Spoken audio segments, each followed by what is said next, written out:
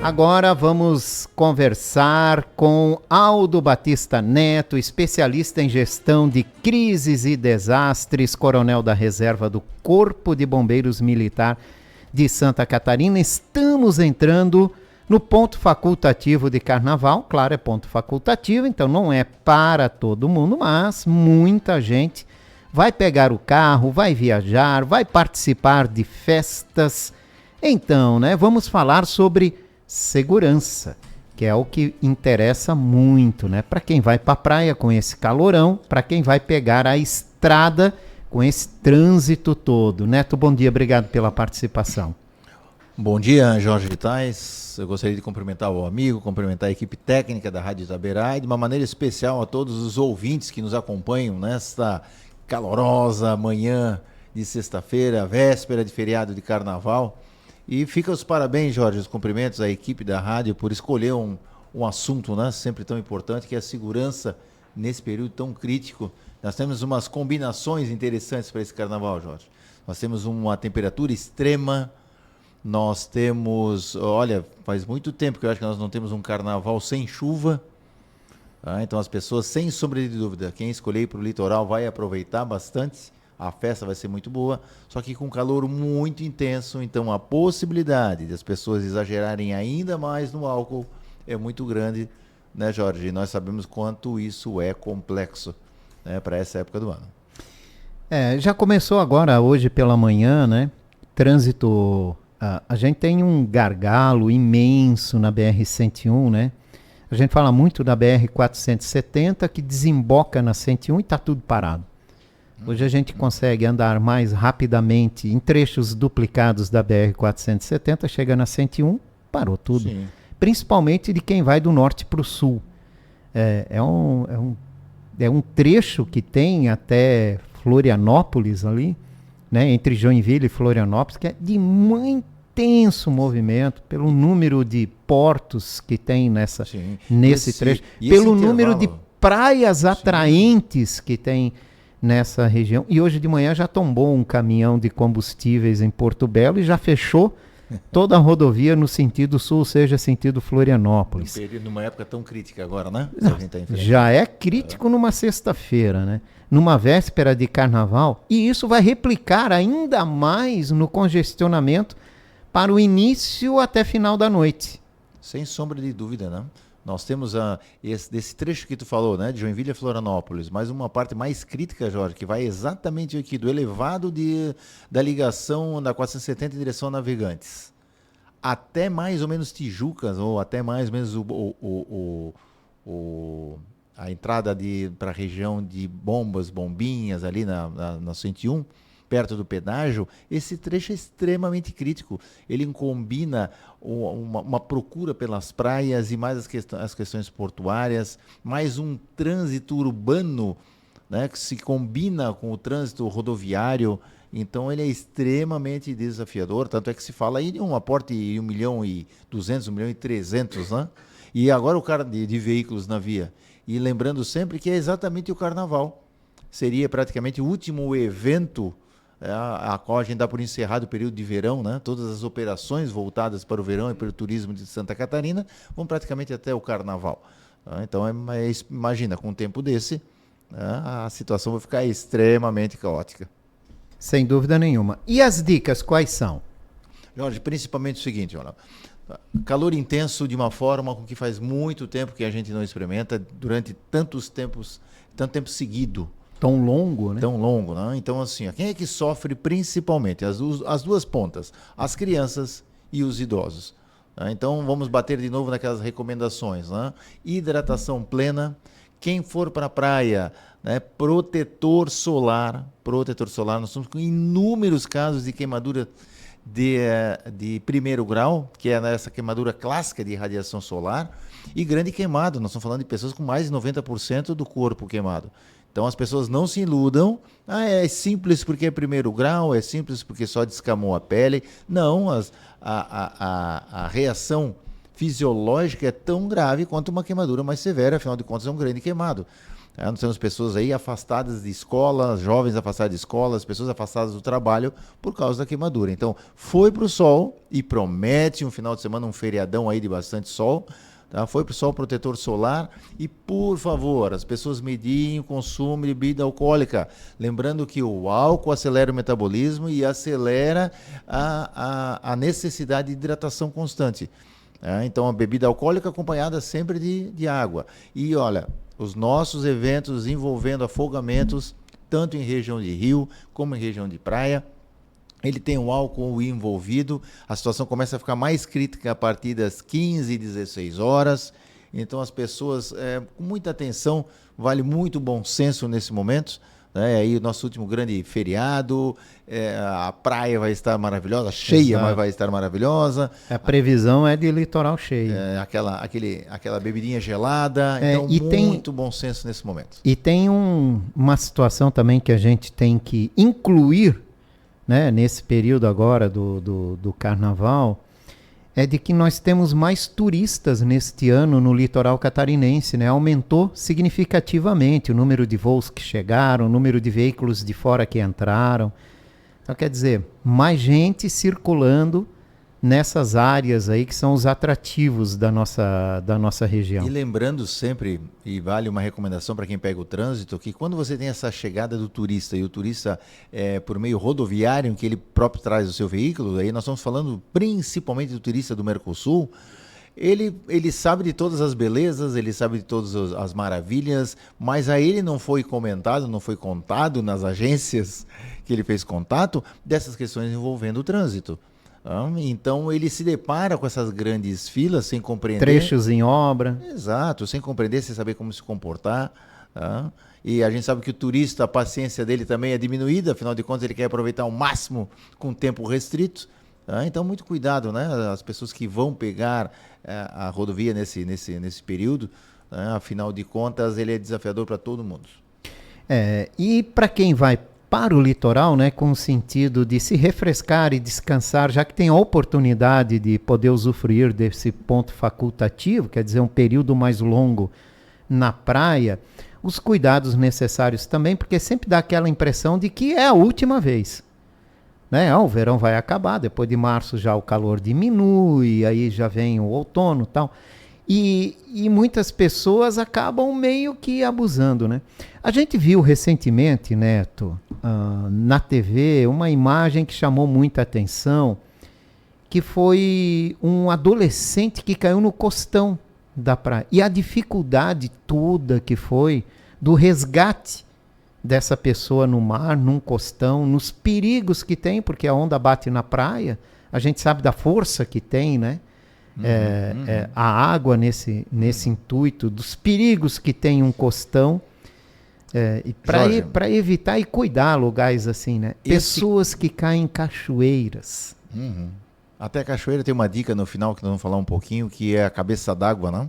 E agora com essas chuvas de final de tarde a gente corre o risco dessa situação.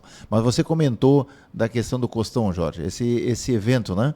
Desse menino de 12 anos de idade que aconteceu em São Paulo. Ele tem um combinado extremamente clássico. Quando quem trabalha com segurança e acompanha a história inteira, ele é um combinado de situações que a gente tanto alerta. O menino pouco conhecia a praia, estava na presença de outros jovens da mesma idade, que eram os primos. Recém tinham chego de viagem, os pais foram ao supermercado fazer compras para abastecer a despensa para aquele final de semana, quando os meninos foram para a praia sem acompanhamento de um adulto, para mediar essa situação. Eles foram para um local que eles não conheciam, e daí esse combinado de fatores, o mar extremamente elevado, eles caem na água e um deles não consegue voltar, que é o que nós acompanhamos pela imprensa, né, todo desenrolar. E foi tão severa a situação, Jorge, nesse caso específico, que você vê, inclusive, a unidade aérea participando do helicóptero, né, que ele é tão eficaz, eficiente nessas horas, e ele não deu conta de socorrer o menino e o guarda-vida. Eles precisaram voltar para as pedras, agarrarem-se nas pedras, vencer as ondas e conseguir sair via costão, que é uma coisa extremamente arriscada. A técnica sempre é, caiu na água na frente do costão, deixa ir para a região mais funda, que é mais fácil de você, mais afastada, né? Que é mais fácil de você ser resgatado. E lá não deu. Lá foi exatamente desafiador pelo tamanho das ondas, né, que se apresentavam. Então, sempre o cuidado, falou em pedras, né, muitas delas do nosso litoral, elas já são sinalizadas, quais são as áreas com maior risco, então obedeça a sinalização, não tente se aventurar, principalmente se você não conhece o lugar. E essa é a característica do turista, né? Ele nunca esteve ali, ele pouco, às vezes nem reconhece. Quer aproveitar bastante, tirar uma foto diferenciada e por aí vai. Como tem acidente nessa questão, com né? Selfie, né? Exatamente, a gente tem acompanhado também, né? Então esse é um ponto importante envolvendo o mar, envolvendo o costão. A gente sempre define, né, Jorge? Escolha uma praia para o perfil da sua família. Se você tem criança pequena, escolha praias mais calmas. Tá? O ideal é que você esteja no intervalo entre 200 e 300 metros de um posto salva-vida na praia, porque uma área protegida é cerca de 500 metros tendo posto no centro. Então, se você tem crianças, tem jovens, mantenha-se entre 200 e 300 metros de distância no posto salva-vida. Siga as orientações, as bandeiras sobre o posto que te dão qualidade do mar e as bandeiras na linha de areia que te dão os lugares de perigo.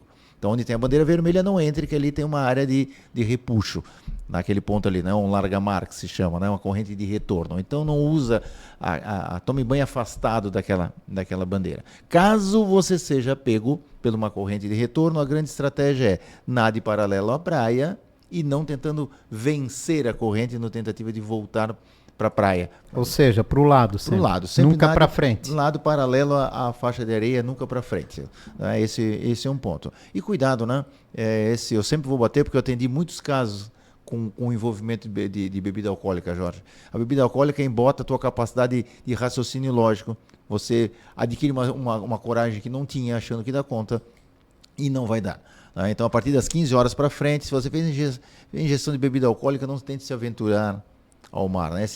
É o horário da coragem? Exatamente, da falsa coragem, né? Ai, meu Jorge, e principalmente assim, para quem não vai para o litoral, quem fica na nossa região, na nossa cidade, e vai utilizar dos refúgios naturais que nós temos aqui na região, né? Existe um alerta, vamos ter calor intenso, principalmente a partir de domingo, né? Sábado, domingo mesmo vai ser o pico dessa situação pelo estado inteiro.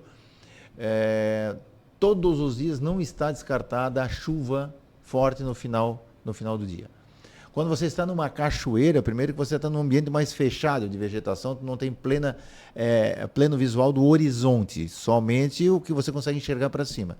Então você pode ter uma tempestade importante que se formou e caiu uma chuva importante na bacia a qual aquele rio faz parte e você não vê a chuva. Você até vê alguma nuvem no céu, mas não sabe que a montante daquele ponto onde você está, a chuva já está severa. Então você pode ter uma subida de nível de rio extremamente rápida. Não é algo tão normal para nós aqui, Jorge, porque nós não temos corredeiras tão acentuadas, mas ela é possível de ocorrer. Então, cuidado com o final da tarde. Passamos um belíssimo dia aqui na nossa região de Cachoeira. Cuidado do meio da tarde para o final, se nós tivermos nuvens no horizonte e uma possibilidade de chuva importante para evitar esse fenômeno. Tá? Não se avance nas pedras, fique mais na região de margem, né, onde rapidamente você conseguiria ir para uma posição mais segura, tá? Porque isso é uma questão que pode nos acontecer por causa das chuvas do fim do dia. E a gente já relatou aqui, infelizmente, né? Tragédias com mortes em cachoeira, né? Pessoas que pulam em cachoeira, às vezes não sabem, tem uma pedra muito próximo ou acaba tendo algum tipo de corrente ali na cachoeira, né? Que acaba puxando e dificultando que ele volte para cima. Essa situação também tem que ser considerada. As cachoeiras têm uma questão muito interessante, que é o turbilhonamento de queda da água. Tá? Então vamos lá. Nós temos algumas cidades vizinhas a Blumenau, algumas cachoeiras importantes com volume considerável, que fazem um processo de turbilhonamento ao fundo na queda que não te permite voltar. Tá? Então muito cuidado em saltar em cachoeiras se você se aproximar desse turbilhonamento de queda. Você realmente pode ser trazido mais profundo e não consegue se soltar daquela situação. Outra coisa, as corredeiras formadas, né, as pedras. A tendência é, pela hidrodinâmica, tudo aquilo que vem flutuando, quando ele encontra um anteparo, o exemplo de uma pedra, de um pilar central de uma ponte, pela hidrodinâmica, é tudo que está na superfície ser trazido para a parte mais profunda, para depois ser liberado mais à frente. Então, se você encontra uma pedra, pela força da correnteza, você vai ser levado para a parte mais funda, tá? De encontro daquela pedra. Você pode ter aberturas mais baixas, próximo ao fundo, e inclusive ficar preso numa estrutura dessa. Nós temos inúmeras histórias de resgate de cadáveres e que nós encontramos exatamente preso embaixo dessas aberturas, reentrâncias que tem nas pedras mais embaixo. Tá? Então, muito cuidado, assim, ó. O rio tendo correnteza, cachoeira, e isso, e nós podemos agregar também as quedas, né, Jorge? A queda a partir das pedras molhadas, impacto com crânio, fazendo traumatismo de crânio, com coluna, fraturas de membros inferiores, né, tornozelo, perna. Então, sempre tem que ter um cuidado redobrado, ainda mais se é um lugar novo onde você não foi. Ainda mais se é um lugar muito natural, sem o devido acompanhamento de segurança. Se você tem crianças pequenas, né, manter a vigilância ainda mais redobrada sobre as crianças pequenas. Então, são algumas recomendações para que a gente tenha só felicidades, né, ao final desse período. Agora, é possível se refrescar e sem correr risco nenhum, né? Nem de um machucado. Isso é possível. Claro, segue as orientações de segurança que o local tenha, mantenha-se sempre nas regiões mais rasas, né? Evite brincadeiras violentas, né? Cuidado, né? Eu sempre bato nessa tecla com a ingestão da bebida alcoólica, né? Que ela confunde a tua percepção de segurança, né? E aproveite bem o dia seguindo essas recomendações, né? Que eu tenho certeza que terão só boas lembranças e boas fotografias, né, do feriado. Neto, aproveitando todo o teu conhecimento, experiência, né, desses longos anos atuando no Corpo de Bombeiros Militar de Santa Catarina, para falar sobre outro caso, outras situações que vem chamando muita atenção nesse início de ano por causa da alta temperatura prolongada, né? Essa continuidade do calor intenso tem feito que apareçam muitos animais peçonhentos em residências. Corpo de Bombeiro é chamado frequentemente, principalmente por causa de cobras em residências, né? O que a gente tem que fazer? Por que isso acontece com muita frequência nessa época do ano? E daí, conforme é o prolongamento do calor, parece que aumenta frequentemente, né? E chama muito a atenção. Mas como deve ser o nosso comportamento, hein, quando nos deparamos com um animal peçonhento? Jorge, é um assunto extremamente interessante e, assim, cada vez mais atual para a nossa região, né? Exato. Primeira coisa que nós temos que compreender é que não é a serpente que invadiu a nossa residência, e sim o ser humano que um dia adentrou a área verde, ocupando o que foi um dia o habitat natural desse animal. Então, esse animal ele não desapareceu, esse animal ele só retraiu para regiões mais profundas na área verde, mas ele continua naquela região porque aquilo sempre foi o habitat dele. Temos uma abertura de um loteamento. Se na abertura desse loteamento se encontrar jararaca, essa jararaca está retraída para a parte verde que continua, ela não desapareceu. Então pode ter certeza, e essa é a nossa realidade da cidade. Qual é a questão envolvendo serpente, em especial a mais peçonhenta que nós temos na nossa região, que são as jararacas? Toda serpente é um animal psilodérmico. O que significa isso? Que ela tem a temperatura corporal dela regulada pela temperatura do ambiente. Então, em época mais quente, existe um entendimento popular de que dia de sol cobra na picada. Tá? E é real, porque dias muito quentes, muito abafados pela umidade, né? pela sensação de temperatura aumentada dentro de região verde, por causa da umidade combinado com o calor excessivo, essa serpente procura lugares abertos para conseguir aproveitar a brisa, o vento que circula a região verde, para se refrescar, porque ela não tem essa capacidade, a exemplo do mamífero, de ter essa autorregulação de temperatura. Então, primeiro ponto, dias quentes, que é o que nós estamos sofrendo agora, a serpente vai para lugar mais aberto, e sim, ela vai estar no caminho, vai estar no trajeto, vai estar no quintal, na área aberta, na sombra. Tá? Aí você pega como a jararaca, é um animal de cauda prênsil. Ou seja, ela consegue ficar pendurada através da sua cauda. Então, inclusive, nós temos históricos, né, registros de acidentes envolvendo o animal peçonhento, onde a pessoa é picada na orelha, a pessoa é picada no pescoço, na face, porque ela passa no meio da floresta, não vê, a serpente está pendurada para se refrescar, para regular a sua temperatura e tem então um acidente envolvendo animal peçonhento. Mas, principalmente, Jorge, por que dentro de residência? Para as pessoas compreenderem. Por que é tão comum a gente ir no zoológico e encontrar serpente exposta? Porque se a serpente tiver água, segurança e alimento,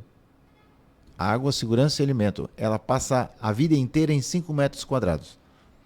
Então, se as serpentes estão sendo encontradas muito próximo da minha casa, uma das grandes possibilidades é que eu tenha roedores, que eu tenha ratos circulando pela minha região, pela minha garagem, pelo meu rancho no fundo de casa. Então a gente alerta assim, ó, se você tem animal doméstico em casa e você tem ração para cachorro, ração para gato, a probabilidade de ter roedor é alta e a probabilidade de ter serpente também.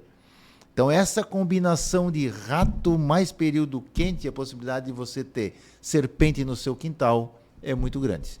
Então, assim, sempre manter lugares limpos, manter o terreno roçado, é uma questão até preventiva, né? Galinha em casa, né? Para quem mora na região, numa área que permita isso, né? Gato em casa, tá? São animais que enfrentam a serpente e podem, inclusive, te dar alerta, né? Sobre a presença desses animais na área onde a família está ocupando.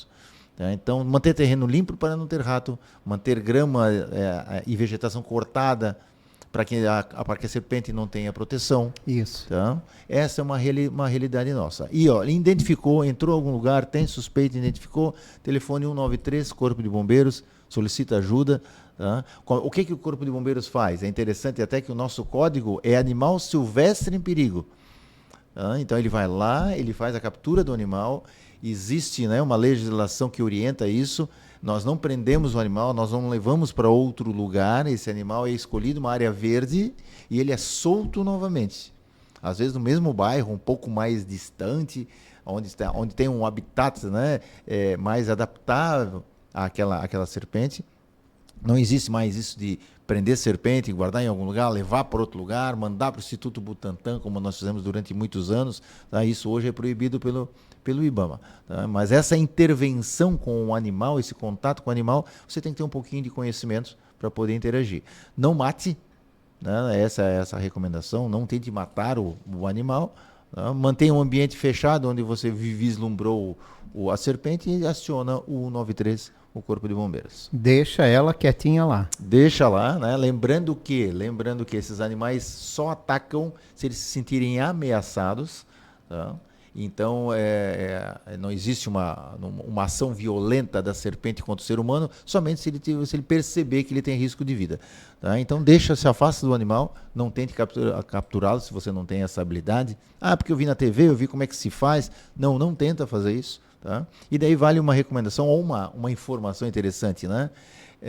Se porventura sofrer um acidente, o que eu faço? Como é que eu me comporto? Fui picado por uma fui cobra. Picado, nem sei que tipo de cobra é. Isso. Porque eu acho que a maior dificuldade das pessoas, está no enxergar, porque muitas vezes pode ser uma vegetação um pouco alta, o animal está ali, você está passando, acaba tocando ou alguma coisa assim, acaba sendo picado, não viu o que era.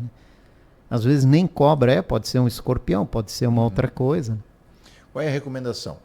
Afaste-se do lugar, lave a área onde você recebeu essa picada, essa mordida. Lave com água e sabão, tá? Porque as serpentes tem um micro-organismo na boca, nos dentes, que destrói tecido muscular. Então você lava essa região e mantenha-se deitado. Preferencialmente, se o seu acidente foi em região de membro inferior, se for perna, ainda mantenha-se deitado com a perna elevada. Tá? Aciona o 93, Corpo de Bombeiros, 192, SAMU. A soroterapia, principalmente para adultos de complexão física média, pode começar no intervalo entre 4 e 6 horas. O nosso hospital de referência aqui em Blumenau é o Santo Antônio. Tá? Mas, de qualquer maneira, os tipos de soro estão, na verdade, na Regional de Saúde do Estado.